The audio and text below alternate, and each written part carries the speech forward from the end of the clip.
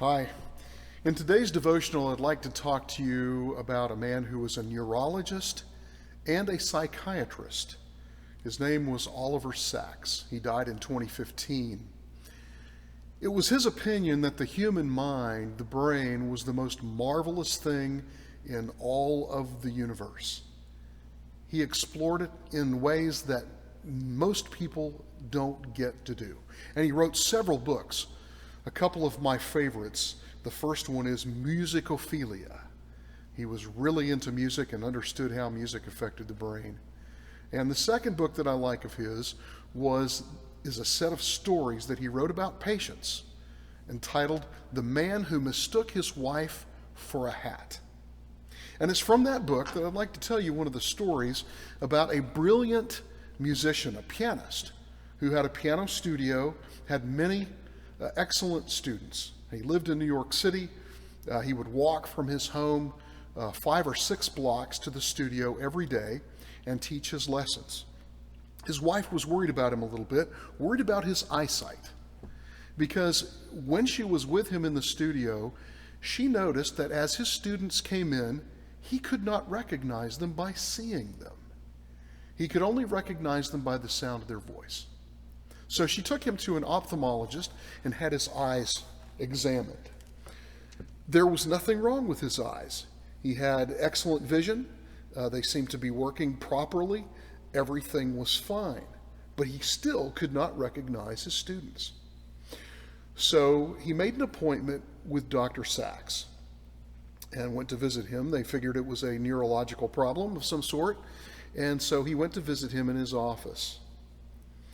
And so he went through a series of questions and asked the musician, said, "You walk to your office every day, your music studio every day, is that correct?" And he answered, "Yes, I do." He said, "Well, could you describe to me everything that you see as you walk to work?" He said, "Absolutely." And so he described everything he saw as he would walk to work. And then he said, "Okay, now would you describe to me everything you see as you walk back home?" And he did the same thing. The problem was the description of what he saw on his way to the office and his description of what he saw on the way home were entirely different things, totally unrelated. He never even mentioned the things that he would see on his way to work on his way home. It was like it was a totally different route that he was taking. Well, what they discovered after taking a few more minutes to think about it was that the man was able to describe everything on his way to work on his right side only. Couldn't describe anything on his left. And on his way home, the very same thing happened.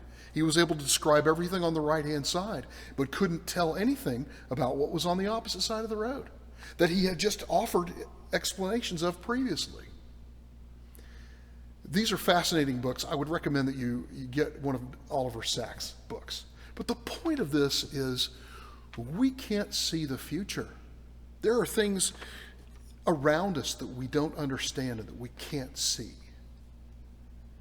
And Paul writes about this a little bit in a short passage in 1 Corinthians chapter 13. This is verse 12, and I'm reading from the Living Bible.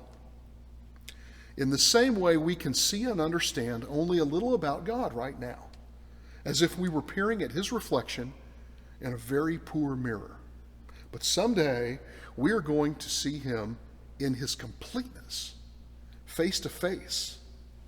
Now everything I see is hazy and blurred, but then I will see everything completely clearly, just as clearly as God sees into my heart right now." Isn't that the great hope that we have as Christians? I hope you'll take that hope with you today and into the rest of 21. Thanks for watching.